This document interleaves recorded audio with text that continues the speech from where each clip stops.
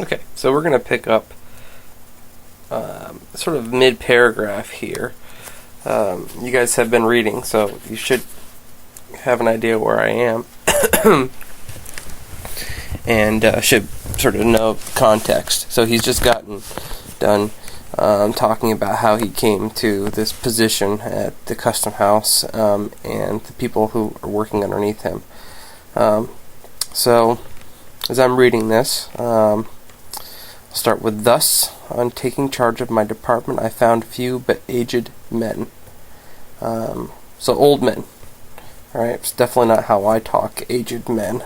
But I know what it means. It's old men. So he gets into his new job and he sees nothing but old men.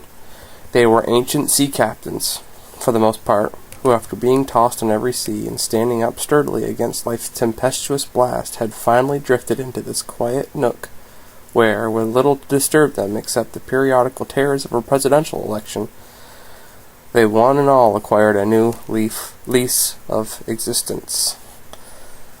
So, old dudes, they were once on the sea, so these are really tough men who have come into, as he says, a new lease of existence. But it's even more than that. They've come into a pretty easy situation to live in.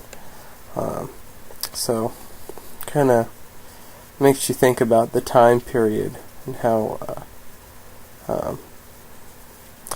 just a huge difference it would have been for them to jump from really life and death situations to a really comfortable existence. Okay, so picking back up here. Though by no means less liable than their fellow men to age and infirmity, they had evidently some talisman or other that kept death at bay. So this word, I know what it means, but with my English teacher hat on, I'm thinking maybe my students don't know what it means. So this would be a word that I would potentially put on a vocabulary quiz, that I would definitely ask people about if they knew what it meant. So, though I don't have a perfect definition, I know in the back of my mind that this is some object that has like magical spiritual powers that when an individual holds it, they get these powers too. Again, not a perfect definition, but I don't need it because I kind of have a good working knowledge of it. 2 or 3 of their number, as I was assured, being gouty and rheumatic, or perhaps bedridden, never dreamed of making their appearance at the custom house during a large part of the year. Okay, so what is he really saying here? Maybe you don't know what gouty means.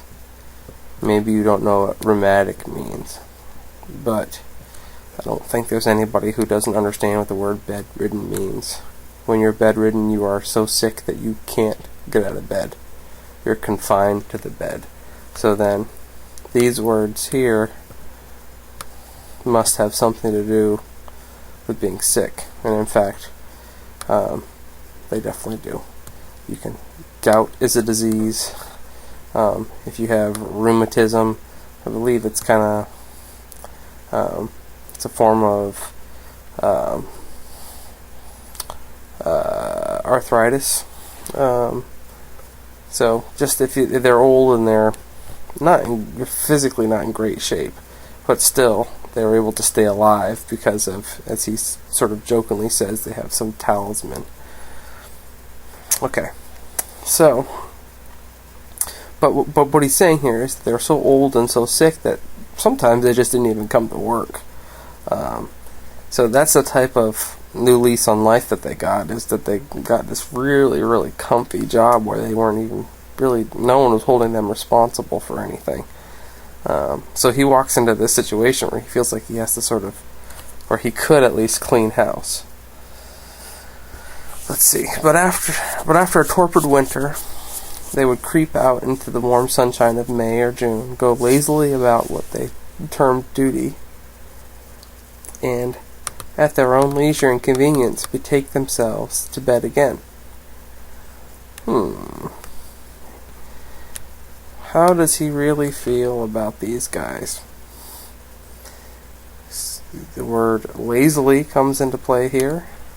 What they termed duty, what they thought was duty, doesn't really portray them as very hard workers, but does portray them still as admirable because of their age, because of their life experiences on ships at sea. But this seems less a critique of the men and more a critique of the office, or the government, the custom house, the tax collectors. Okay, so I must plead guilty to the charge of abbreviating the official breath of more than one of these venerable servants of the Republic.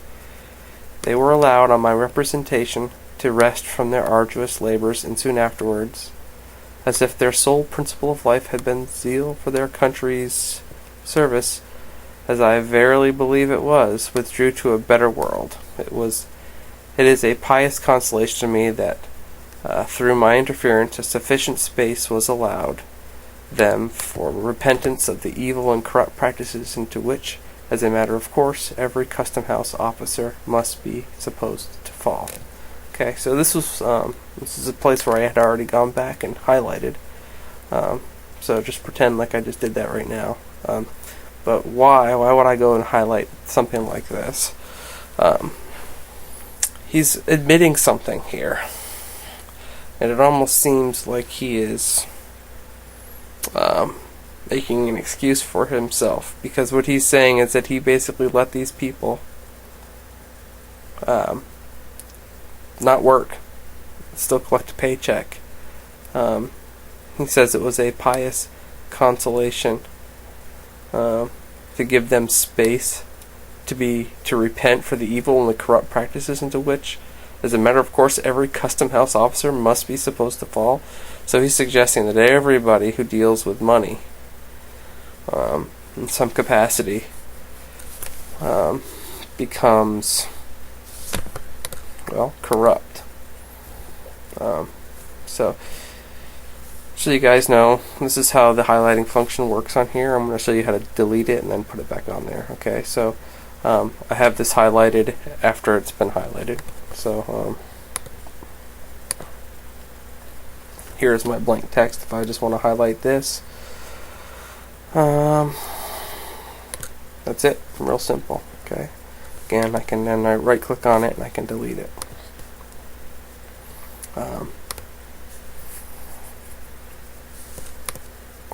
You can do that with just one word, 2 words, a phrase. You can also insert a comment. So I want to put the comment here, so I can do it, and I can change the color of that if I want to. I can also delete that comment. He goes on to say, though, neither the front door nor the back entrance of a custom house opens on the road to paradise. So he's suggesting here that there's really nothing good about working at a custom house. It leads to nothing good. It certainly doesn't ever have anything to do with getting to heaven.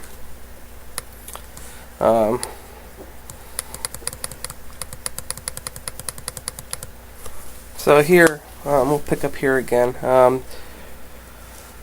The greater part of my officers wore wigs. Now, I don't know exactly what a wig is. Remember, I'm not a history teacher. It would take me seconds to look it up, and that's what I'd normally do. However, I'm at home right now and I don't have internet. So, but I would just Google that right off. But what I can do if I don't have internet is I can put, look this up.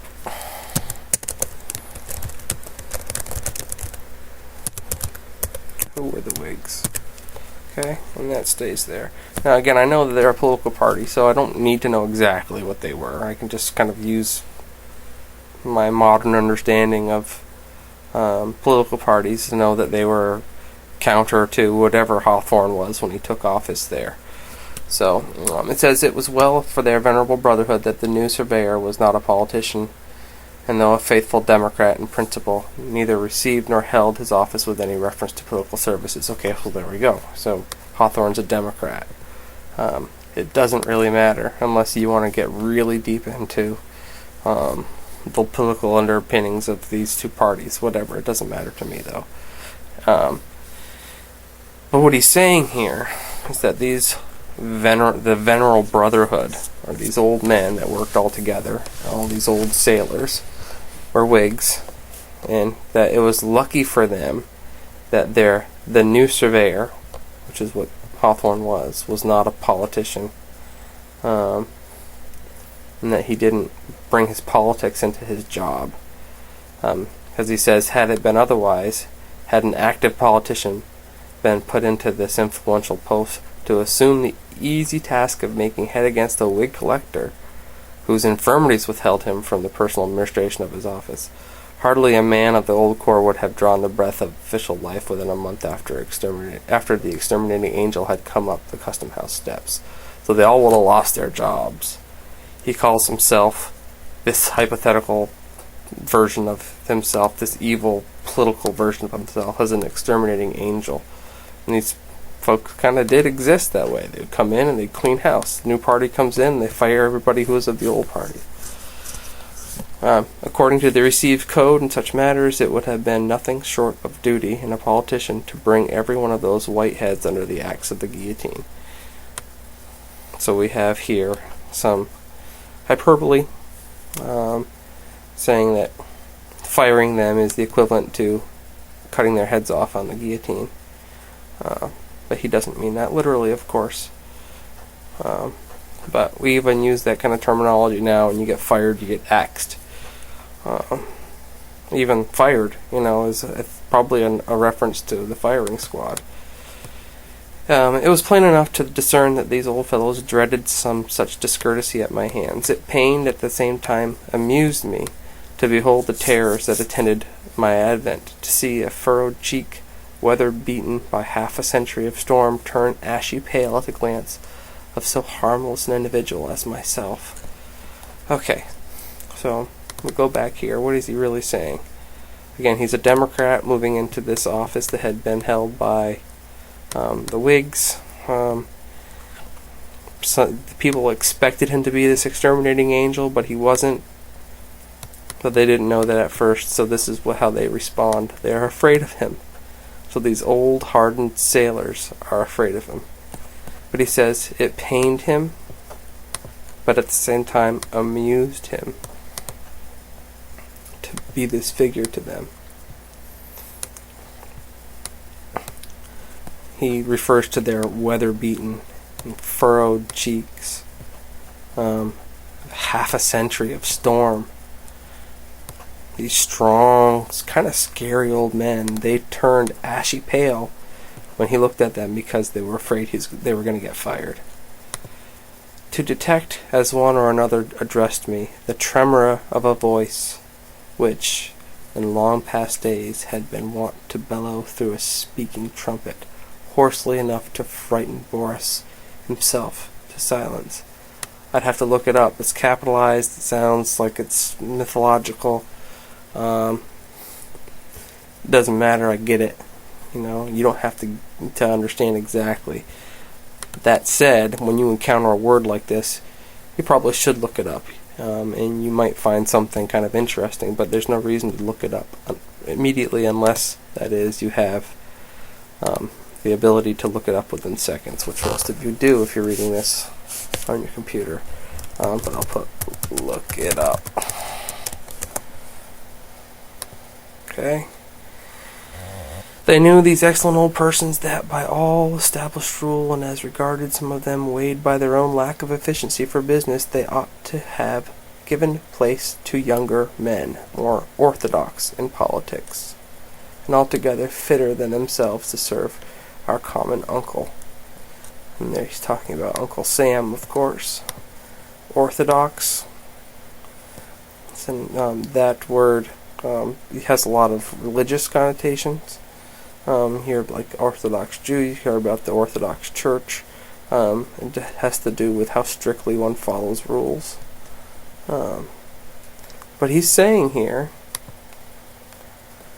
that these excellent old persons knew that they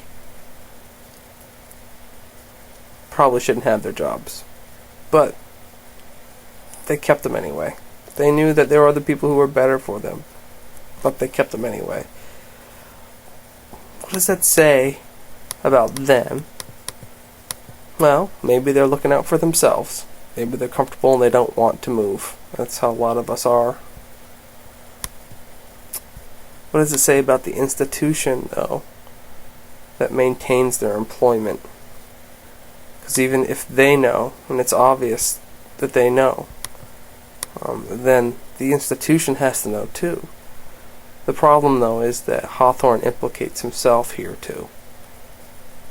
If he's working there and he knows that they're really good for nothing, though they might be very likable, then why are they still there? And here he says, I knew it too, but could never quite find in my heart to act upon the knowledge.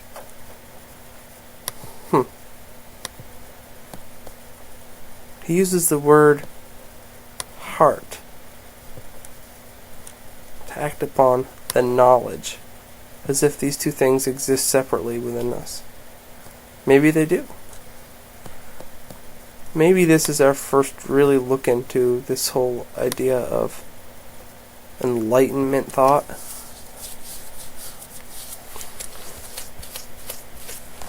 And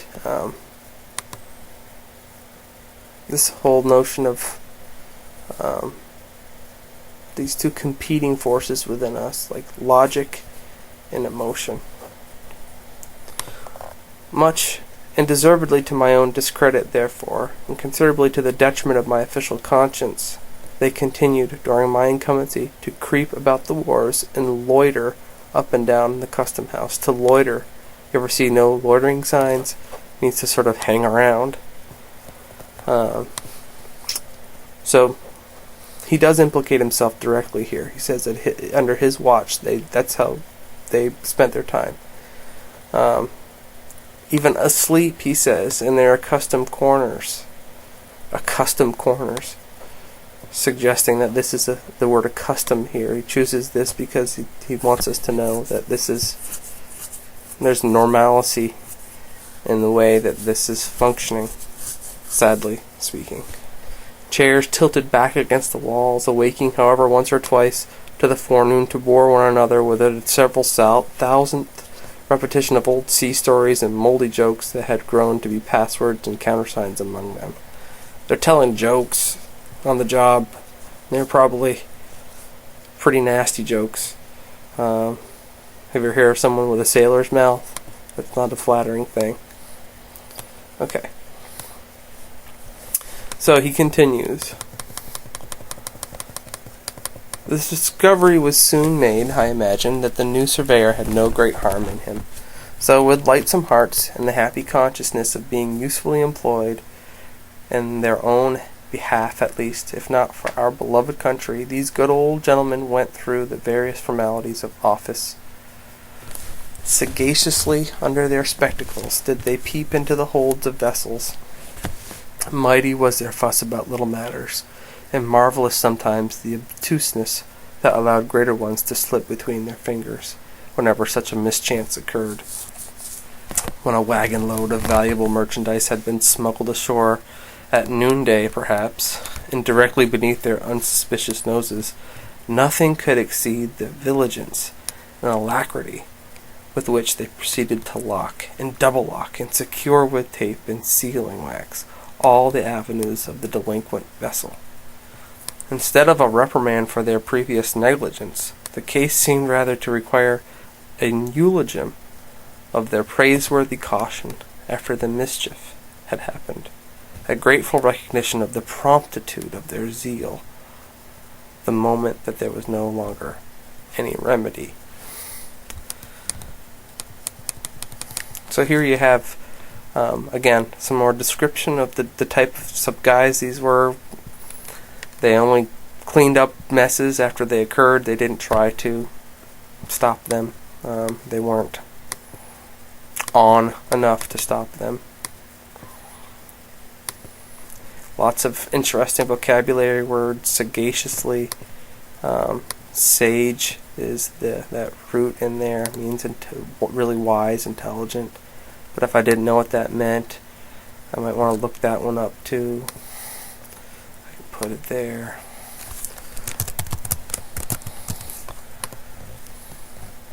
Under their spectacles. It's funny when I see this, all of a sudden, this word makes me see them a little differently. These old men, these old sailors wearing glasses. You don't expect that. Kind of makes them almost look like they're in costume.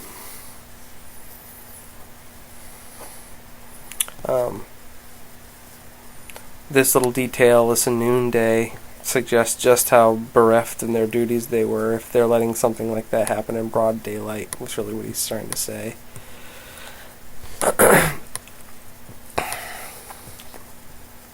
So this is where it gets interesting. Not that it hasn't been interesting prior to, but this is where he starts to get even more philosophical, right? Because up here, he's just been basically saying that his heart was too big. He couldn't really hold the guys accountable, even though they should have been, because they were admirable. And you know, if you think about that, could it possibly be that is he making a statement about his ancestors?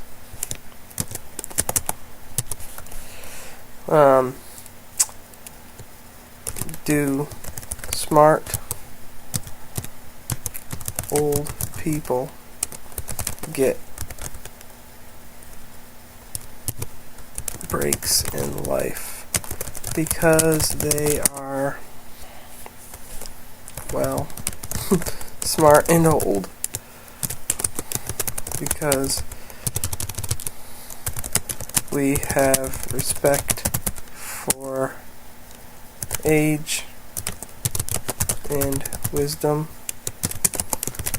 because we understand that as time passes,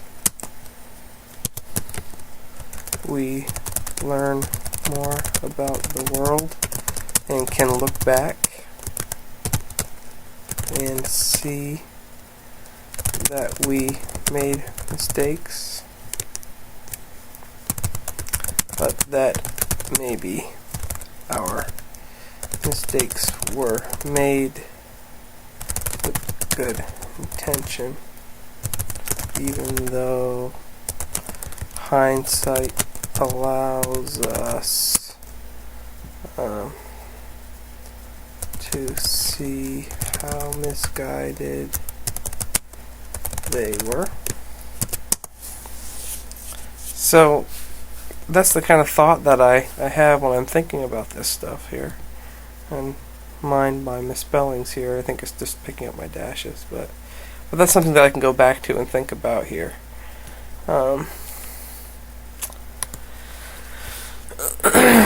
Let's see what he says. Unless people are more than commonly disagreeable, it is my foolish habit to contract a kindness for them. So he's basically painting himself here as just a really kind-hearted person, non-judgmental. But it's funny though, because we have basically he's been judging everybody so far. Though he colors them, he paints them as sort of sympathetic characters, he still pretty much says they're lazy and good for nothing. The better part of my companion's character, if it have a better part, is that which usually comes uppermost in my regard, and forms the type whereby I recognize the man. As most of these old custom house officers had good traits, and as my position in reference to them, being paternal and protective, was favorable to the growth of friendly sentiments, I soon grew to like them all. Interesting. Despite their flaws, he likes them. It was pleasant in the summer after forenoons, when the fervent heat that almost liquefied the rest of the human family He starts to use some flourishes here, liquefied the rest of the human family. Interesting word choice. He starts to move into the realm of the abstract by using some of these figurative devices. Almost starts to pull us into a fantasy world, into a fiction, which is actually where we're headed, huh? Merely communicated a genial warmth to their half-torpid systems. It was pleasant to hear them chatting in the back entry. A row of them all tipped against the wall as usual, while the frozen witticisms of past generations were thawed out. Again, frozen witticisms of past generations were thawed out. They're bringing the past back alive, and you can understand it better through them. They're almost like they're ghosts. And came bubbling with laughter from their lips. Not only is it understandable, but it's made even sort of whimsical because of how he's approaching it, or he's encountering it.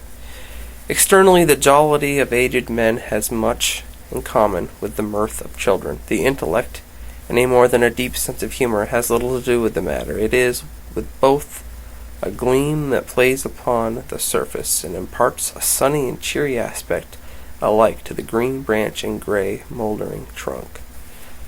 So here he's saying a green branch is basically what? A child? This is youth.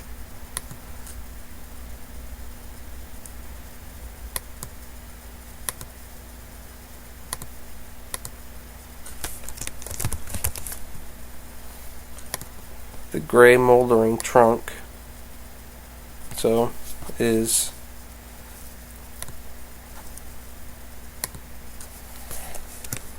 aged, old people. So basically he's saying children are like green branches, old men are like gray moldering trunks.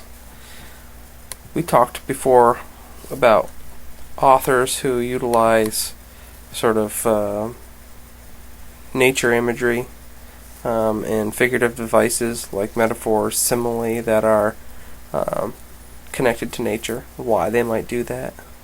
We're set in Salem, Massachusetts, the same sort of area that Thomas Paine is writing from just 60 years before.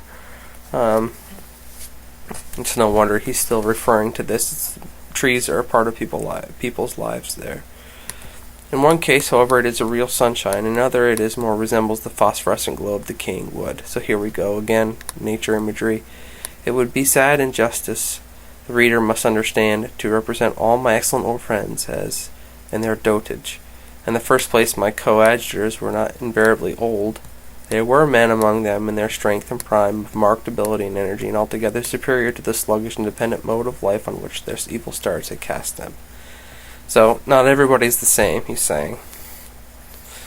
Then, moreover, the white locks of age were sometimes found to be the thatch of an intellectual tenement in good repair. But, as respects the majority of my corps of veterans, there will be no wrong done if I characterize them generally as a set of wearisome old souls who gathered nothing worth preservation from their varied experience of life. Okay, so as an author, he is making excuse for himself here. He's saying, there's no wrong if I characterize them.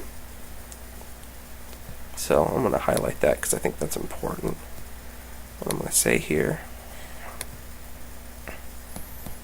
is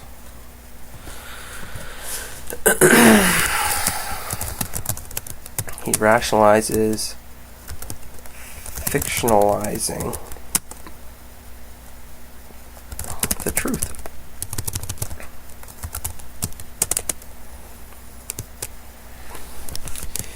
He condenses the truth.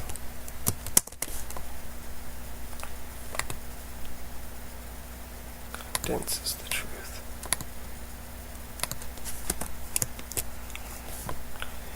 Why might he do that? To make it easier to understand. I'll put a question mark because I think it's debatable. So, an important question here then is, and I'm going to put another comment here. Is it okay to do this? Does it take away from the story if you mess with the truth? Because if we go back and look at history, we know that Hawthorne was an employee at the custom house. That he did have, older men working for him, who probably were very much like he's characterized them. He admits to it here, though, that there were others. But he also admits that this is, he's okay with doing this. And I think he wants his reader to feel okay about it too. They seemed to have flung away all the golden grain of practical wisdom which they had enjoyed so many opportunities of harvesting, and most carefully to have stored their memory with the husks. They spoke with far more interest and unction of their morning's breakfast, or yesterday's, today's, or tomorrow's dinner, than of the shipwreck of 40 or 50 years ago, and all the world's wonders which they had witnessed with their youthful eyes. This perhaps is his most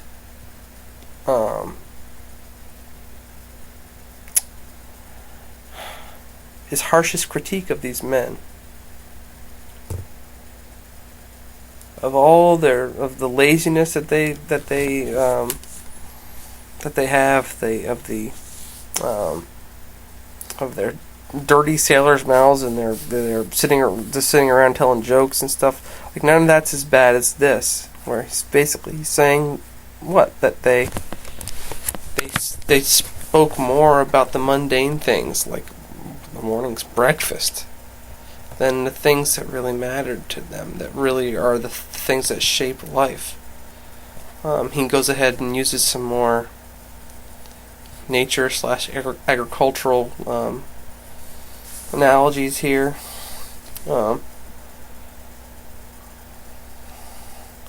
Practical wisdom, which they had opportunities of harvesting, but they stored their memory with the husks rather than with the good stuff. This is a pretty major critique of an older generation, sort of suggesting that they don't bother with remembering the important stuff, and because of it they don't what? They don't learn.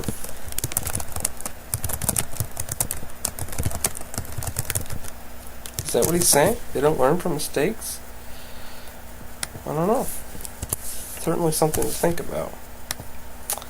Okay. And this is where we get into probably my favorite part of the custom house. I love how he describes this guy. The father of the custom house, the patriarch, not only of this little squad of officials, but I am bold to say of the respectable body of tidewaters all over the United States, was a certain permanent inspector. He might truly be termed a legitimate son of the revenue system, dyed in the wool, or rather, born in the purple, since his sire, a revolutionary colonel, and formerly collector of the port, had created an office for him. Ooh, what does this mean? Daddy created an office for him. You don't have to read much further to know that this is probably not going to be a very nice description. Even today, we know that when people are handed positions that they don't deserve, generally the story that proceeds is pretty of someone who screws something up. So not only did he create the office for him, but he appointed him to fill it. Which Should probably highlight both of that. At a period of the early ages which few living men can now remember. So he's been at this position a long time. So maybe there was some validity in his service, but let's see what he says. This inspector, when I first knew him, was a man of 80 years. So a score is 20. 80 is 80 years. So this is an old man. And certainly one of the most wonderful specimens of wintergreen that you would be likely to discover in a lifetime search. I don't really understand that. Excuse me. Wintergreen. I don't get it. So maybe I would look it up later on. Maybe this is just an old expression that no longer used. So, oh, by the way, I can make that. It's opaque, so I can make it really light. Okay. So you can use the colors to do different things. Okay. With his florid cheek, his compact figure smartly arrayed in a bright button blue coat, his brisk and vigorous step, and his hale and hearty aspect, altogether, he seemed not young, indeed, but a kind of new contrivance of Mother Nature in the shape of man, whom age and infirmity had no business to touch. So he's almost giving him some sort of mythical figure here. I don't know why. He seems to suggest wasn't qualified for the job. So maybe I would go.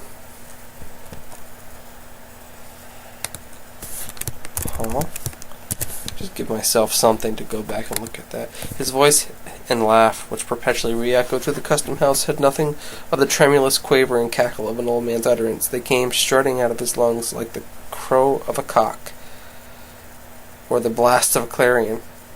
Oh, okay. So he's giving us some figurative language here. Always good to highlight that. What's a clarion? I think it's a horn, right? Looking at him merely as an animal. So he's being compared to an animal, as an animal. I'll highlight that too. And there was very little else to look at. He was a most satisfactory object, from the thorough healthfulness and wholesomeness of his system and his capacity at that extreme age to enjoy all or nearly all the delights which he had never aimed at or conceived of. The careless security of his life in the custom house. Careless security. That's kind of what the sailors had there too. He had a regular income. He was set because Daddy took care of him long ago. Slight apprehensions of removal. In other words, he probably knew it was a reality that he might get fired, but he wasn't worried.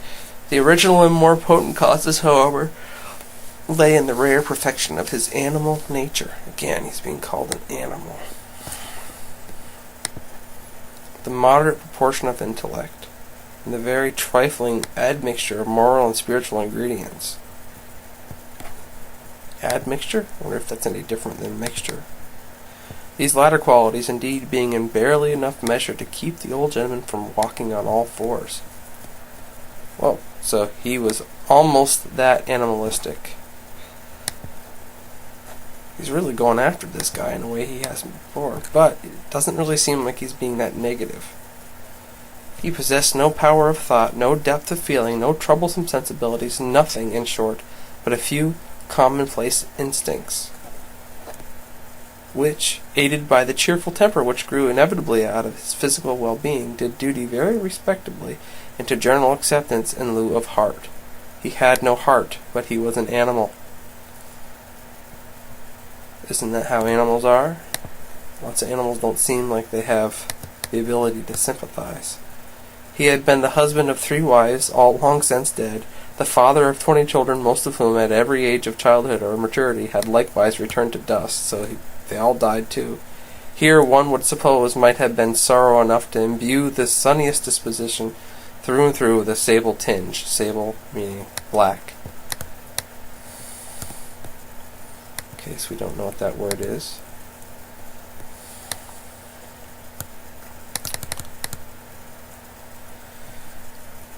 But not so with our old Inspector 1. Brief sigh sufficed to carry off the entire burden of these dismal reminiscences. No emotion. Oh well. And that was it. The next moment he was as ready for sport as any unbreeched infant. He goes back to comparing them to infants again. Far readier than the collector's junior clerk, who, at 19 years, was much the elder and graver man of the two. Interesting description. I used to watch and study this patriarchal personage. It's patriarchal, having to do with father, or sort of the father of the custom house. With, I think, livelier curiosity than any other form of humanity there presented to my notice. He was, in truth, a rare phenomenon. And here we have maybe some insight into why he's not completely, negative in this description, even though this guy is... To say someone doesn't have any emotion or any emotional capacity is pretty sad, but it doesn't seem like he's painting him as that bad of a guy. So perfect in one point of view, so shallow, so delusive, so impalpable, such an absolute non-entity, a non-being. Impalpable, untouchable.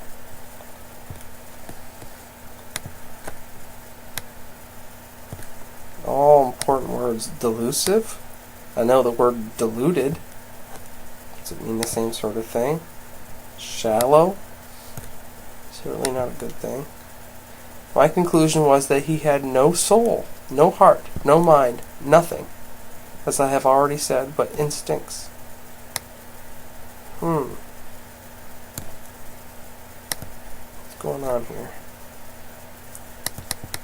And yet, withal, so cunningly had the few materials of his character been put together that there was no painful perception of deficiency, but on my part, an entire contentment with what I found in him. So he was happy with him. How could he be happy with someone that was heartless? It might be difficult, and it was so, to conceive how he should exist hereafter, so earthly, and sensuous. Nature. But surely his existence here, admitting that it was to terminate with his last breath, had been not unkindly given, with no higher moral responsibilities than the beasts of the field. Does a lack of morality mean that someone is bad? That's sort of the question that it brings me to.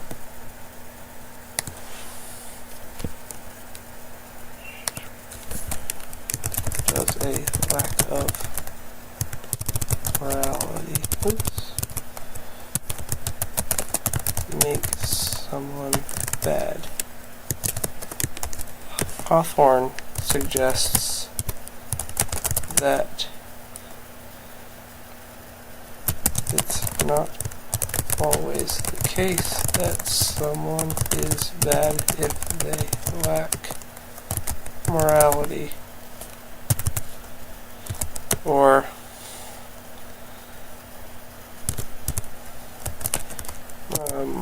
more accurately, if they have no conception or even perception of morality. There's a difference in not having morals and knowing that there are morals out there, and not having morals because it just isn't part of your life.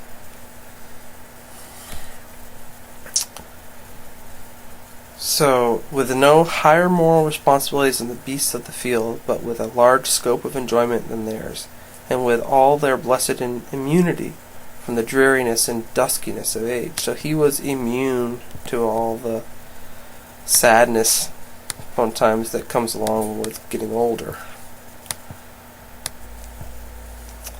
So one point which he had vastly the advantage over his four-footed brethren was his ability to recollect the good dinners which it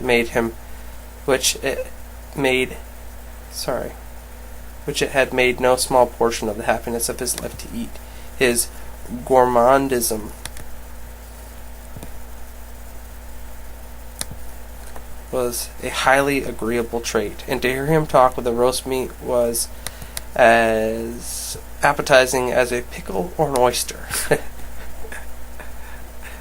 That's funny. Those are the two words that he comes up with for things that are appetizing. Just, I think when I think of appetizing, I think of a yummy cheese pizza or something. But he comes up with pickles and oysters. As he possessed no higher attribute and neither sacrificed nor vitiated any spiritual endowment. I don't know what that word is. I'd have to look that one up. There. Go. My spiritual endowment by devoting all his energies and ingenuities to subserve the delight and profit of his maw, or his mouth. This again makes him sound like an animal. It always pleased and satisfied me to hear him expatiate on fish, poultry, and butcher's meat, and the most eligible methods of preparing them for the table. His reminiscences of good cheer, however ancient the date of the actual banquet, seemed to bring the savor of pig or turkey under one's very nostrils. There were flavors on his palate that had lingered there not less than 60 or 70 years, and were still apparently as fresh as that of the mutton chop which he had just devoured for his breakfast. Ugh. I don't understand how they could eat mutton for breakfast. Ugh. I have heard him smack his lips over dinners, every guest at which, except himself, had long been food for worms. It was marvelous to observe how the ghosts of bygone meals were continually rising up before him, not in anger or retribution, but as if grateful for his former appreciation and seeking to repudiate an endless series of enjoyment, at once shadowy and sensual, a tenderloin of beef, a hind quarter of veal, a spare rib of pork, a particular chicken, or a remarkably praiseworthy turkey, which had perhaps adorned his board in the days of Elder Adams, would be remembered, while all the subsequent experience of our race and all the events that had brightened or darkened his individual career had gone over him with a little permanent effect as passing breeze. So again, kind of like those old men who didn't talk about the shipwrecks, but talked about the weather. He's, no pun intended, consumed by eating. The chief tragic event of the old man's life, so far as I could judge, was his mishap with a certain goose which lived and died some 20 or 40 years ago, a goose of most promising figure, but which at table proved so inveterately tough that the carving knife would make no impression on its carcass, and could only be divided with an axe and a handsaw. Okay. We're going to end there. I don't know what inveterately means, but it's somehow, some way modifying tough. So, I'd look that up.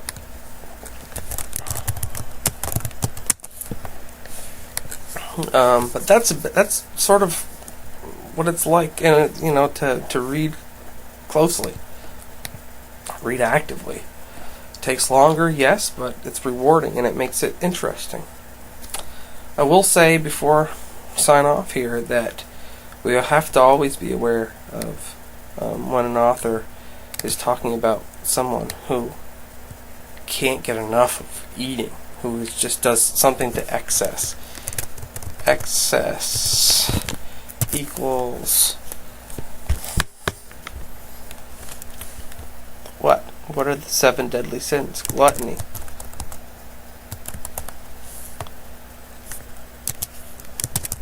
Laziness equals sloth. Another one of the 7 deadly sins. We're talking about money. Anytime we're talking about money, we're talking about greed. With these things in mind, he's talking about our country. What is he saying here? And how is this all going to connect to the actual story of the Scarlet Letter? We'll find out. Maybe it won't. But maybe he's just taking an opportunity to rip people new ones because he was pretty fed up with being fired. We'll find out. Thank you guys for listening. I'm sure you haven't listened to all of this, but maybe you fast forward through different parts, but you get the idea. Alright? Be happy to show you guys how to use the different features of this PDF. But one of the another nice things you can do is you can save it and you can print off these different comments and stuff too. So, alright, that's it.